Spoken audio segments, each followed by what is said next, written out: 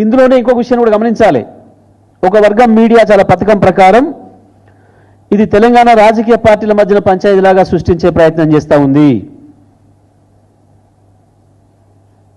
కేవలం తెలంగాణ రాజకీయ పార్టీల వాళ్ళని పిలిచేసి చర్చలు పెట్టి మీరేం చేసిరంటే అని చెప్పి అనిపించి దీన్ని పూర్తిగా పక్కదారి పట్టించి వాళ్ళు వేసుకపోవడానికి కావాల్సిన వాతావరణం కల్పించడానికి ప్రయత్నం చేస్తూ ఉంది. దీని విషయంలో కూడా అన్ని పార్టీల రాజకీయ నాయకులు జాగ్రత్తగా ఉండాల్సిన అవసరం ఉంది.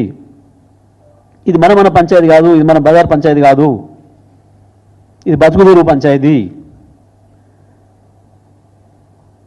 అదేదో బ్యాంకులో 10 రూపాయల నోటు ఆడబడేసి 10 రూపాయల వరకు వర్గంగానే సుడికేసి వేసుకుపోయిన పద్ధతుల్లో